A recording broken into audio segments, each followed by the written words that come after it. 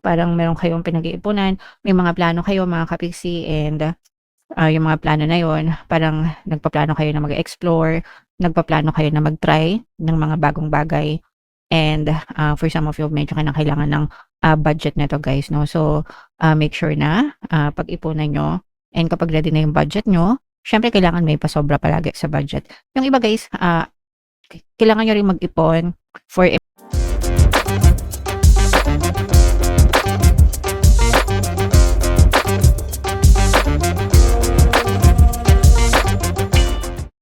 hello guys, hello Capricorn, welcome back to Pinoy Pixie Tarot. Ang pamagat ng episode natin for tonight is monthly Tarscope para ngayong July guys, para sa Capricorn, Sun, Moon, Rising sign and Venus. Unahin natin tong deck na to mga kapiksi. Ito yung mga angel messages para sa inyo ngayong buwan ng July. Take action mga kapiksi, kailangan kumilos tayo, no? Siyempre, kailangan magdasal tayo, kailangan maging positive tayo at all times, pero importante pa rin na kumilos tayo. Yung kilos na ginagawa natin dapat is aligned dun sa dreams mo, dun sa vision mo, dun sa goals mo, mga kapiksi. Hindi pwedeng may ambition ka sa buhay pero tatamad-tamad ka, no? Hindi ganun, guys. Dapat kumikilos tayo palagi, okay? So, yan yung first message para sa inyo. And another message guys is choose a new direction. So July na guys, no? Officially, I mean itong reading na to is para sa July. So officially papasok na tayo sa third quarter ng 2026 and second half ng 2026 din. So yung mga videos nyo para dun sa mga yon is naka-upload na, and kung hindi nyo pa na-achieve yung mga goals na sinet nyo for 2026, pwede kayong humanap ng ibang paraan, no? Choosing a new direction para maabot nyo yung mga goals nyo. The goal is the same, the dream is the same, pero hanap kayo ng ibang strategy or ibang paraan mga kapiksi. Basta wag illegal. Wag illegal, wag masamang paraan, okay? And another message guys is peaceful resolution.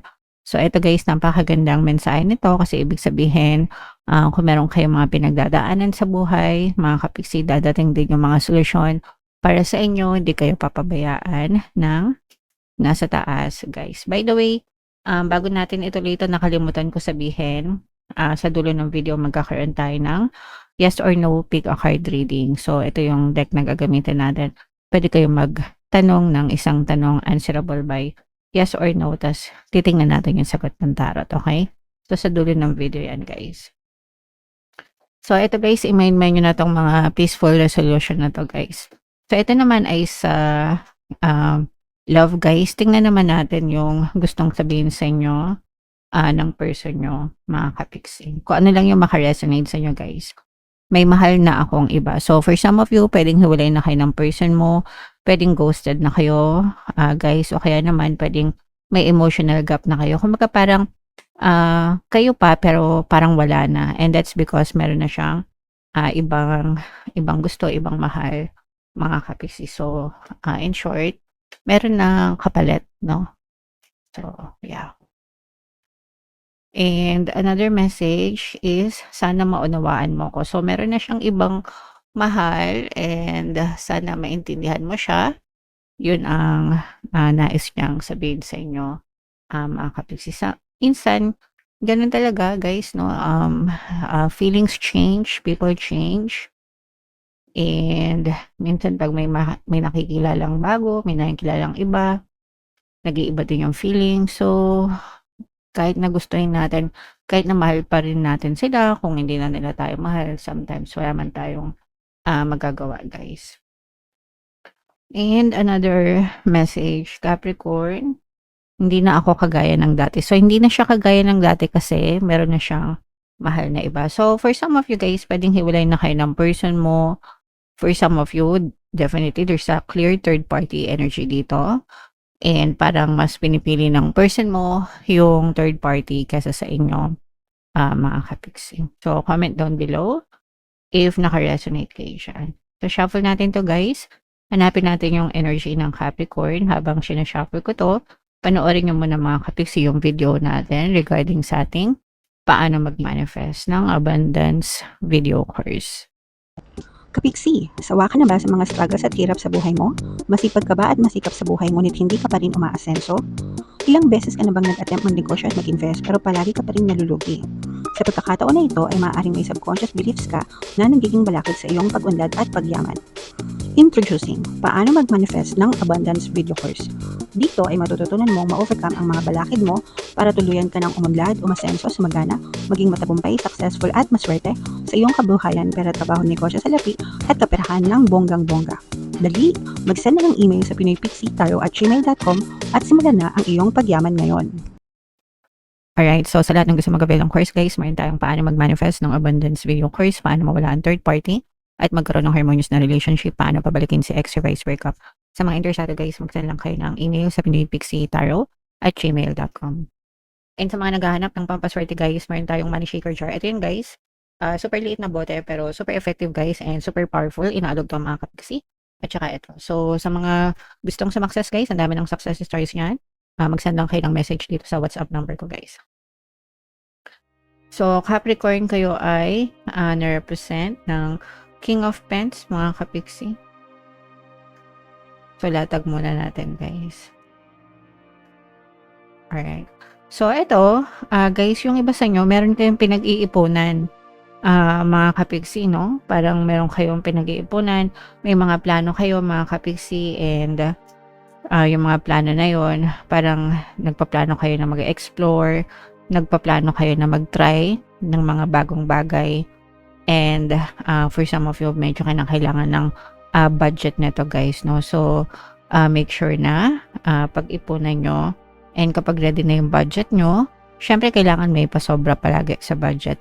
Yung iba guys, kailangan nyo rin mag-ipon for emergency just in case, no? Baka may magkasakit sa inyo, like mga anak nyo or anybody from the family, mga kapiksi.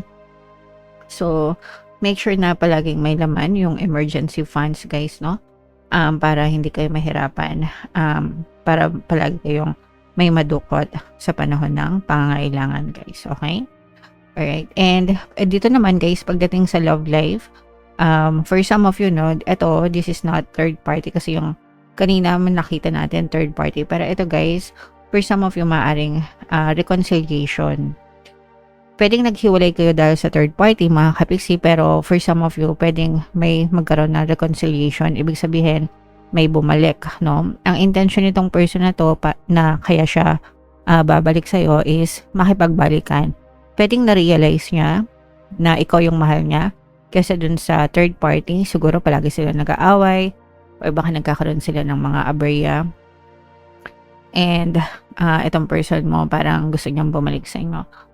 Yung iba naman, pwedeng makipagbati lang, mag-sorry, not necessarily makipagbalikan, pero malakas yung energy dito guys na maaring makipagbalikan yung person mo. So, depende na lang yan sa inyo guys kung tatanggapin nyo. Syempre,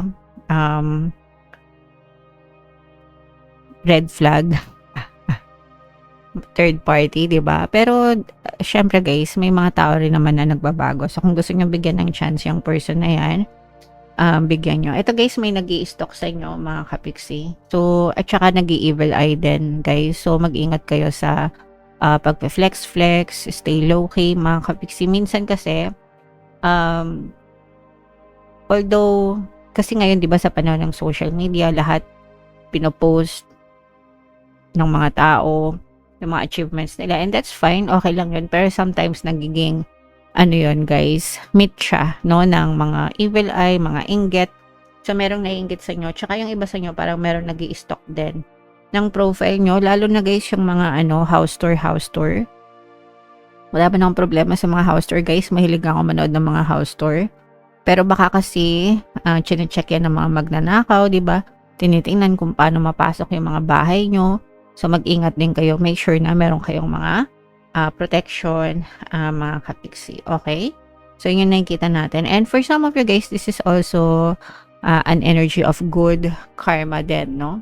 Or karma, guys. So, yung karma naman, iba-iba kayo, guys, nang balik sa inyo kasi good intentions, good karma, bad intentions, bad karma. So, kung nag-focus kayo sa mga good intentions, definitely, guys, good karma yung babalik sa inyo. So, what else? Tingnan pa natin, mga kapiksi. So, dito guys, maaaring merong paparating na good news pagdating sa kaperahan, mga kapiksi. So, kung meron kayong mga nilalakad guys na mga may kinalaman sa pera, so pwedeng naglalakad kayo ng trabaho or baka may mga loan application kayo or mga financing loan or mga car loans or house loan, basta any type of loans. Mga kapiksi, no, maaaring ma-approve yung mga loan na yan, guys. And parang medyo mabubunutan kayo ng tinik, mga kapiksi. And ito naman guys, mag-ingat kayo for some of you kasi medyo you might be dealing with a very toxic or stressful na tao guys, no? Toxic na tao, stressful na tao, toxic na parang nasasakal kayo guys sa tao na to. Masyadong mahigpit, masyadong stricto. This can be anybody guys, pwedeng sa relationship, pwedeng sa parents, magulang, sa pamilya, pwede rin sa mga boss, no? Minsan may mga boss na stricto or micromanager. So yung iba sa inyo, parang napo-frustrate kayo kasi parang feeling nyo wala kayong freedom, mga kapiksi. At saka, yung iba, parang tinititigan nila yung mga pagkakamali nyo. Parang hinahanapan kayo ng, lalo na sa trabaho guys, parang hinahanapan kayo ng butas, no? Yung mga pagkakamali nyo, titake advantage nila yan against you, mga kapiksi. Okay? Alright, so medyo, kung nakaka-resonate kayo dyan, pwede nyo guys pakinggan yung subliminal natin, pampabait ng boss and mga kasamahan sa trabaho. Meron tayong ganong klase ng subliminal para talagang bumait yung mga boss nyo. So, medyo marami na yung success stories guys. Basahin nyo na lang yung mga comments doon. Okay? Alright. So, comment down below if naka-resonate kayo dyan. Ito guys, yung mga magaganda dito. Itong mga magagandang balita sa pera. Diba? Itong mga good news sa money. Itong reconciliation guys. Not sure if matutuwa kayo dyan. Pero, at saka itong mga good karma. So, yan yung mga magagandang energy for you. So, ito na yung ating yes or no. Pick a card reading, mga kapiksi. Puminga kayo ng malalim guys. Tapos, itanong nyo sa isip nyo yung tanong na gusto nyong malaman for July. And then, pili kayo ng isang card. Ito yung card 1. Ito yung card 2. Ito yung card 3, mga kapiksi. So, hinga ng malalim. Itanong sa isip yung tanong. And pili ng isang card. So, kung card 1 ang napili nyo guys, ang sagot sa tanong nyo ay yes. Kung card 2 naman, ang sagot sa tanong nyo ay yes. And kung card 3, ang sagot sa tanong nyo ay yes, mga kapiksi. Alright? So, congrats guys. Puro yes naman yung lumabas. Comment down below if naka-resonate kayo for more tarot readings. Ito yung playlist nyo. Ito naman yung ating success stories ng paano mag-manifest ng abundance video course. Panoorin nyo tong video natin guys about money shaker jars. Thank you for liking, sharing, and subscribing. See you next time. I love you all guys. Have a nice day. Bye-bye.